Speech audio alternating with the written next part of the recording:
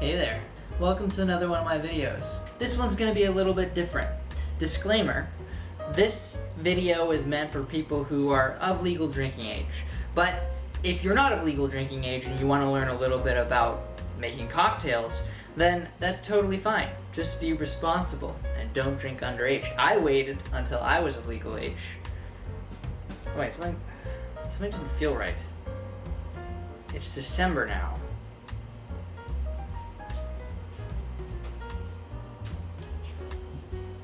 Alright, now where was I? Right, cocktails. Now, I'm a trained bartender. I've never actually worked in a bar, but mixology is a hobby of mine and I really enjoy it. I don't drink very often, but now that it's the holidays, I thought I'd show you guys 5 of my favorite cocktails that I like to enjoy on a special occasion. Now let's get started with number 1, the easiest, the Cuba Libre.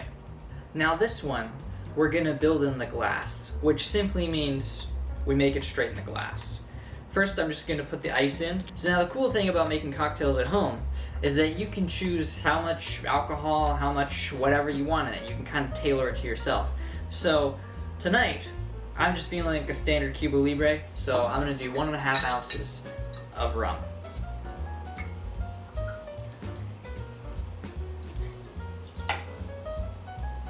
Next, you want to top it off with cola. Usually with a rum and coke, or a Cuba Libre in this case, you want to do about twice as much cola as alcohol.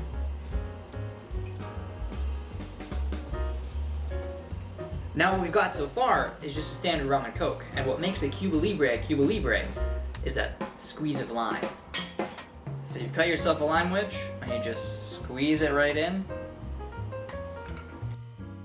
And that's a Cuba Libre. Cheers. Next is probably one of my all-time favorite simple cocktails, which is a whiskey sour. Oftentimes if I go to a cocktail bar that I've never been to before and I want to kind of gauge how good their cocktails are without ordering something expensive or fancy, I just order a standard whiskey sour just to see how they make it. You have 4 ingredients. You have your whiskey, of course, then you have your citrus, your lemon juice, then you have your simple syrup, which is very simple to make. It's equal parts water and sugar, and you basically just heat up the water and the sugar until the sugar's dissolved, and then you bottle it. I labeled mine so I know how old it is. And then finally, this is optional, but I like it because it gives it a superior texture to me, is an egg white. Now, some people get kind of weird about egg in cocktails because there's a fear of salmonella, so if you're worried about that, you can always get pasteurized eggs. I've been having egg white cocktails for, I don't know, like 2 or 3 years now, and I've never gotten sick. I don't know anybody who's ever gotten sick, and as far as I know, the salmonella thing is a myth. So you don't have anything to worry about. So we'll start with the lemon. So when I make cocktails for myself, especially for other people, I like to squeeze my citrus and any juices that I'm using in the cocktail fresh. I don't know what it does, but it just brings everything to a whole nother like fresh, homemade kind of level. It's gonna be a little bit messy. Okay. So we're doing 3/4 of an ounce of lemon juice.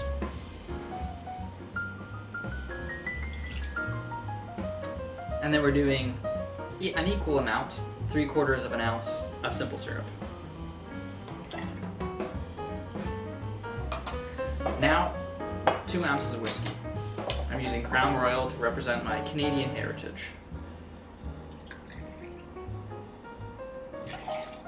Next, we're gonna crack the egg white, but I'm gonna crack this into the separate tin just because if I screw up, like I get some of the yolk or some eggshell in there, I'm not ruining the whole cocktail.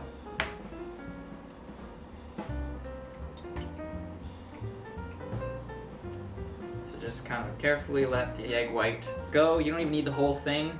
A lot of times people will only use half an egg white. Now we're going to combine the tins. Lock your tins if you have these. Now what we're going to do is we're going to shake it without ice. This is called the dry shake, and the whole purpose of that is to take the egg white and kind of emulsify it and like almost make a meringue, like whip it up. You can shake it for about 10 to 15 seconds. You can really shake it for as long as you want. The longer you shake it, the better this emulsified egg white foam is going to get in your drink. Okay, now, if you're vegan, there's an alternative for you from the egg white. You can either leave it out, like I said, it's optional, or you can use something called aquafaba, which is actually the water that chickpeas come in. Alright, now that we've dry shaken our ingredients, we can take some ice, put it in our tin, and now what you're doing is, with the ice, you're cooling it down and diluting it a little bit at the same time. Now you don't have to shake the ice for quite as long because it'll cool down very quickly, especially if you have a metal tin like this. And you can very well see from the outside that we have some condensation. It's gotten very cold. Now it's time to put it in the glass. What I'm gonna do is I'm gonna double strain this into a glass full of ice. This drink can be served either on the rocks like I'm gonna do here, or up in a stemmed cocktail glass, which is actually my preferred way of making it. I just thought I'd shake things up a little bit. Double straining means straining it through a regular cocktail strainer, which is the one that's on my tin here in my right hand. And then the second part of the double strain is this fine mesh strainer that I've got in my left hand. The purpose of this is to get any extra ice chips that may have broken off in the ice during the shake, and also if there's any like eggshell or extra big pieces of citrus that you might not want in your drink. Now the last part of this drink is the garnish. Now you can garnish this with pretty much anything you like. You can do a lemon zest or some maraschino cherries. I like to do the classic, which is just some Angostura bitters dashed on top, and you can make cool designs with a toothpick. There you go, a whiskey sour. Cheers.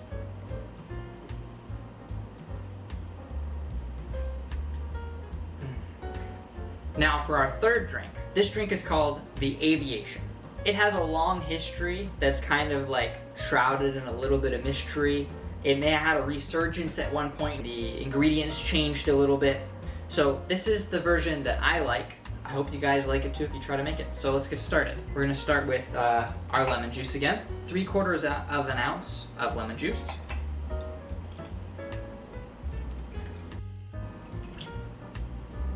Next is 1/2 ounce of maraschino liqueur. I don't know how to pronounce it exactly. I like to say maraschino.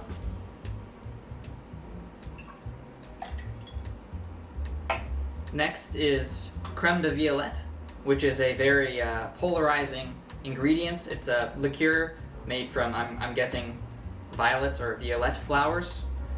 It's very strong, so you don't need very much. You only need 1/4 ounce, and I might even cut it a little bit short there just for my own taste.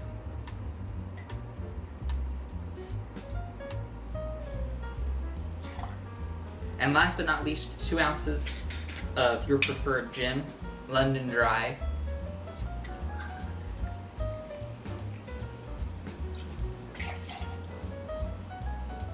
Now I know I said this is a martini variation, but this drink is shaken. All right, time to shake it up.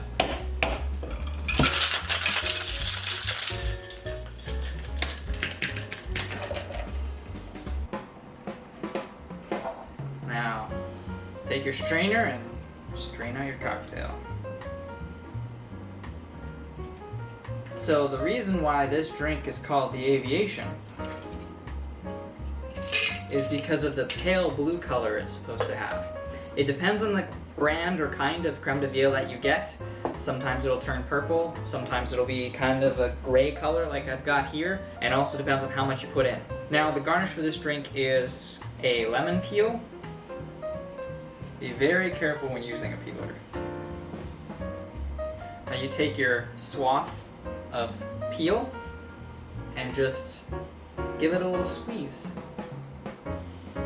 And hopefully you get some zest come out and land on top of the drink. I like to rub the peel on the outside of the glass, and then there you go. The Aviation. Cheers.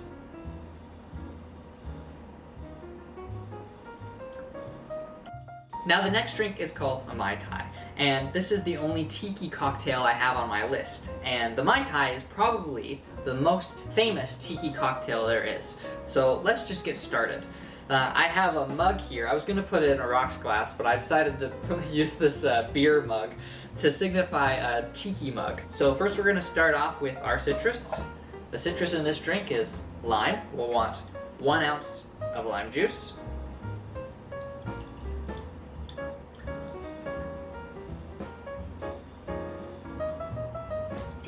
One ounce of lime juice. Next is orgeat. This is the syrup. This doesn't have any alcohol in it. It's made from almonds, and it tastes like almonds. I know, weird. Almonds in a tropical drink, but just bear with me, it's really good. 1/2 ounce of your orgeat. Next is 3/4 ounce of your dry curacao, which is a orange liqueur.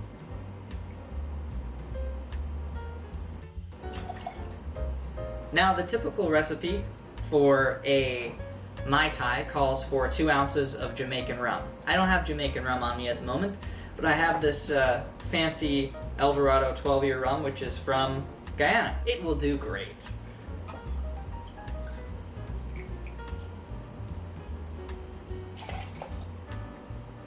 Now you want to fill your mug with ice. And you want to fill your shaker tin with ice. And now you're going to shake it all up.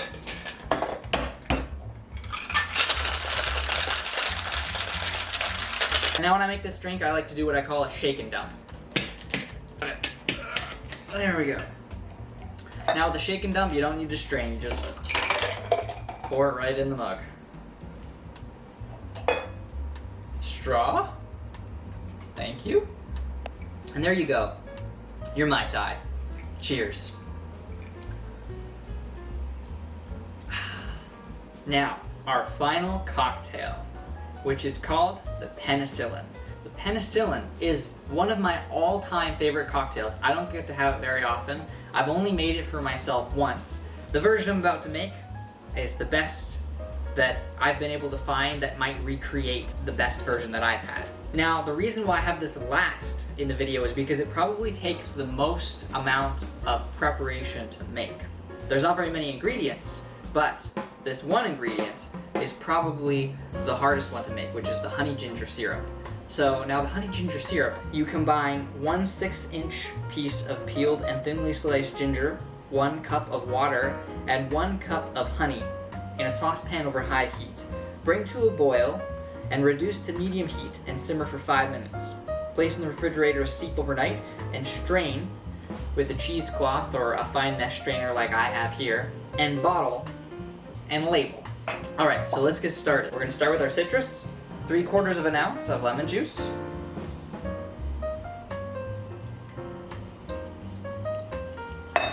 ounce of lemon juice.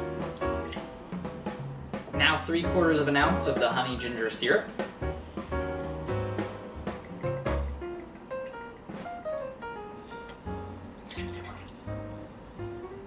And 2 ounces of a blended scotch. I'm using Johnny Walker Red Label because it's the only blended scotch that I have that's open. Fill up your shaker with your ice. Alright, shake up your cocktail.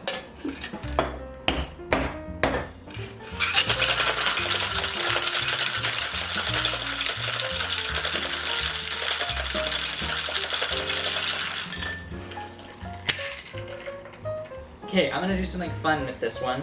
Do a cool little presentation. This drink can be done on the rocks or up like I'm gonna do it, but I'm gonna do a little combination of both. I'm gonna take this big ice cube, put it in the glass, and strain it.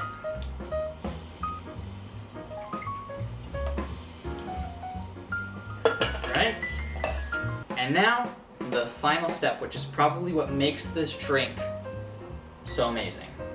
You want to take this Lefroy, which the whole purpose of this is this specific scotch is from a region in Scotland called Islay. and usually the Scotch from this region of Scotland is very unique in flavor and smell and all-around experience. It is very strong, smoky, almost like a burnt rubber medicinal smell. You don't use very much. You just use like a 1/4 of an ounce or even less, and you just float it on top. And that's what we're gonna do.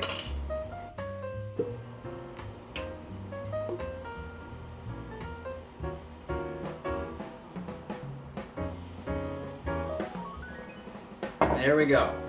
And this is too full to pick up, so here's the Penicillin. Cheers.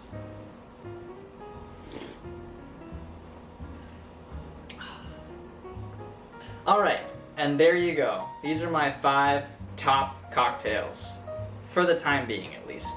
They switch up every once in a while just because I'm always watching YouTube videos on how to make new cocktails and stuff and trying them out. I hope you guys enjoyed this video. A couple of shout outs to channels that inspire me for my little hobby here, which is The Educated Barfly, Steve the Bartender, and How to Drink. Those guys are awesome, they're amazing. Go check out their channels if you're interested in this kind of thing. And yeah, that's about it. I have all these drinks. I don't think I'm gonna drink them all because that would be a very unwise decision.